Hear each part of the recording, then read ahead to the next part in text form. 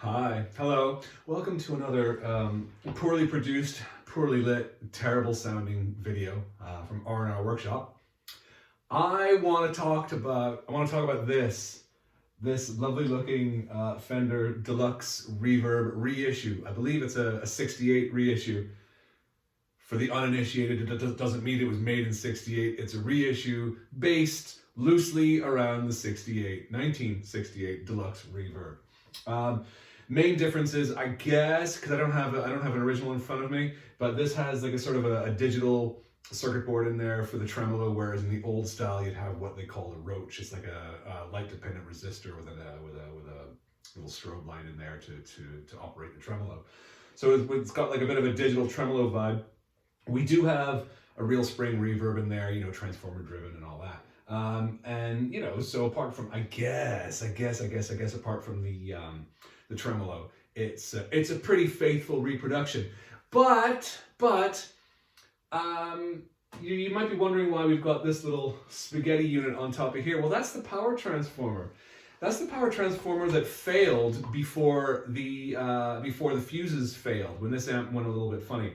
And I've got a really massive issue with, I'm not even sure what. I don't know whether it's health and safety gone mad. I don't know whether it's lunacy in the design department. I have no idea. But what happened with this amp was, it came to me DOA, dead on arrival, would not power up. And I think, for such a new amp, it shouldn't. Why would you, what's happened? What has happened here?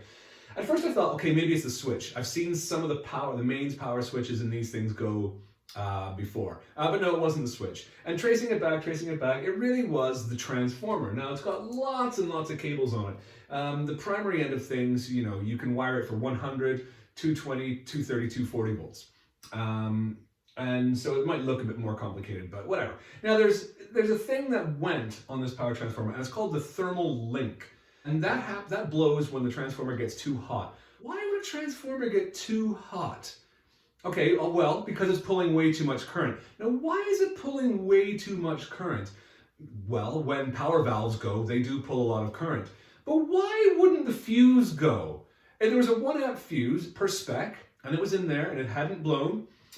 Now, there's a mystery behind this, because I had to figure out, before I went and go and replacing the mains transformer on this, I had to figure out, okay, well, what caused it to blow in the first place? You don't necessarily want to replace an expensive part, connect it all together, and then find that it blows again. I mean, that'd be stupid, right? Fortunately, I was able to bypass the thermal link on this transformer. I mean, for experimentational purposes, it still operated with 240 volts going into it. So hallelujah, great. And I bypassed that, and it powered up just fine. It didn't sound too bad. What was wrong? Why did it blow in the first place? Well, I looked at the old valves. Actually, here they are. And one little telltale sign. These are Groove Tube, but Groove Tube pretty much brand existing valves. So I'm not sure who actually made this valve. Not much of a clue. But when the logo starts to go a little bit discolored, I usually take that as a, well, maybe you can see. You can't see. Can you see? There's no way you can see that. It looks a little bit red in places and then a little bit kind of brown in places. I take that as a sign to mean that the valve has overheated. Red plating. You'll get orange red plating on the thing, a little bit of a glow on the inside. Those are the filaments. They're supposed to glow. But when these, oh God, I'm so disorganized. Jesus Christ. When the big gray bits here, they're the plates. When they start to glow a little bit orange, then you know that the valve is pulling too much current. So, investigating the amp, powering up, sounds okay. But then I realized, there's no bias voltage. Okay, I don't want to get too technical, but what is bias voltage? Whenever you have a negative bias voltage on the plates, that is there to stop the valve from just going full whack all the time, which is actually what was happening. So that was causing the red plating. The bias voltage had failed. Now, I wasn't here when the amp died. I wasn't present. I don't know what conditions it was operating under, but what I can tell you was the bias circuit had failed. Now, why did the bias circuit fail? The culprit in this instance was a 22 ohm flame-proof resistor. Why is it flame-proof? It's almost like a fuse. So there's a little resistor in the bias circuit that fused. Why did it fuse? Well, probably too much current. Now, bias current shouldn't necessarily be a thing. Generally, the bias voltage just sort of sits there. Very little actual current flows through it. If you want to think of bias, it's like a tap. Did I say that? It's like a little tap. You know, if this was, you know, a garden hose, it'd be running at full whack. So the bias voltage stops the valve running at full whack. But it doesn't actually flow through the valve. I mean, maybe if you go on a microscopic scale, maybe it can do. The bias voltage had gone, I guess, because the valves were pulling too much current. Now, what probably happened was the valves had reached the end of their life. There's no big story in that. Sometimes they spark, they arc, they pull too much current, something like that. Or maybe the valve or the amps were just the amp was being driven at like insane volume with big pedals ahead of it, and you know it's as good as whacking DC through the whole grids. Never mind, I'm getting ahead of myself here. I think what can happen when the valves are really, really overdriven, then you can get some bias current. But you know, we like the sound of overdriven valves. Now that flame-proof resistor kind of acts like a fuse, so that obviously you know you don't get a little fire going on the inside. But the really annoying thing with that is if you have a little fail-safe like that in your bias circuit, it then means that the valves can run too hot. Once the valves run too hot, the mains fuse should go. Notice I didn't say the HT fuse because there was no HT fuse in there. There is now because of yours truly. So the mains fuse did not blow. All right. So here we've got a valve, you know, the bias circuit that has gone. The valves are running at full pelt. They're red plating, and the mains fuse isn't going. What's next? Well, the transformer begins to heat up. The transformer is getting hotter and hotter until eventually the thermal link says, "All right, let's just shut it down. We're shutting this down. Stop this." All of this could have been prevented with a more stable bias circuit, a bulletproof bias circuit, and maybe a fuse on the HT line. Okay, what is the fuse on the HT line?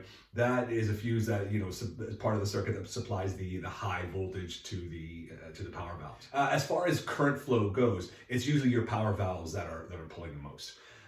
So that's why fuses go a lot of times when the power valves just die. They take a big whack of current with them before they go, and some, you know, last stab effort at telling you they exist and they are worthy when they're not. And I'm digressing.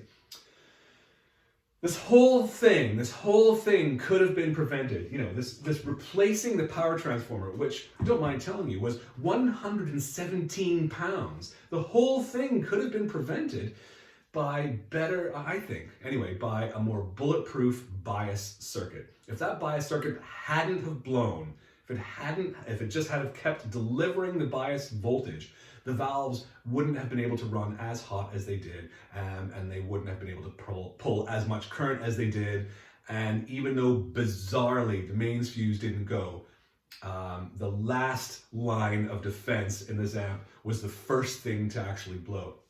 Well, no, that's not true, really, is it? The bias circuit, I think, was probably the first thing to go. But that is crazy. Why a bias circuit should have a little built-in fail-safe like that when nothing else, when the other fail-safe doesn't work, that's crazy to me.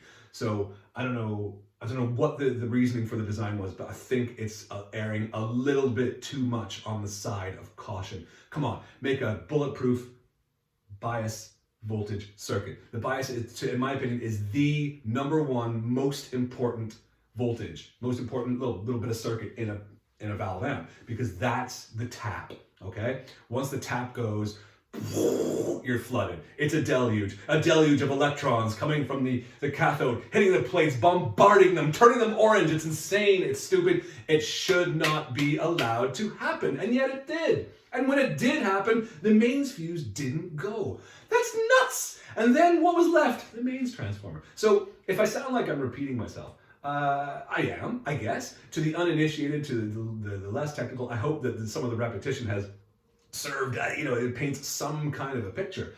But overall, how disappointing is it that fuse didn't go and the bias voltage died, leaving the mains transformer, one of the most expensive parts in the amp, to blow?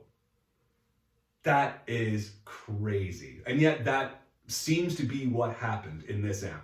Like I said earlier, I wasn't there, I wasn't present when it blew, but you know, a little bit of detective work goes a long way, and I think that is what happened with the amp. So it works now, that's great. I'm not going to demonstrate it because if you don't trust me, well then I guess you have to do your own research. But it does, it's fine now. Put a new Hammond transformer in there. A 290 CEX, was it? Off the top of my head. And it's just got a single 240 volt primary on the front end, so that is fine. What I also did with this amp was, the chassis was drilled for an HT fuse, but I guess, you know, the grand wizards, the designers, they didn't think it was, you know, you didn't need to put an HT fuse in there, but I have. I put a 125 milliamp HT fuse in there to add as an extra safeguard. Now, I put a flame-proof resistor back and that bias circuit. There's something about modifying things a little bit too much out of spec that maybe you can get into diffs. But adding an HT fuse is not a bad idea. Hopefully that is a fail-safe that will actually go once the new valves decide, you know, down the line they're going to die. I know it's such a cop-out, isn't it? You put a flame-proof resistor back in it? Well, some things you don't really want to mess with. You don't, you know, if it was my amp, I would definitely not do it, but somebody else's amp, I should at least, you know, put it back to some sort of spec. But the interesting thing is with the new Hammond transformer, there's no thermal link to blow on that one. So even though it's a brand new transformer, that failsafe isn't there. But now, okay, come on. Surely next time that, you know, if this thing gets overdriven to hell and the valves start to pull too much current, at least the HT fuse will go.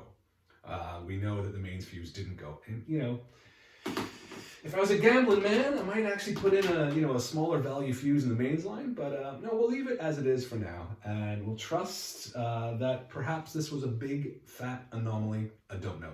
But yeah, so really it's a big rant, and it's really all about the bias voltage. I just cannot believe that we have a situation now where the bias voltage is a thing that can go quickly. Terrible, crazy, insane. So I'm really sorry for the repetitive rant. It's been a while since I did a video, and yeah, I think it's time to stop this one. So I hope you found it informative. Don't like, do not subscribe, don't even comment, don't care. I'm so horrible, aren't I? Just a terrible person. But there you go. Voila.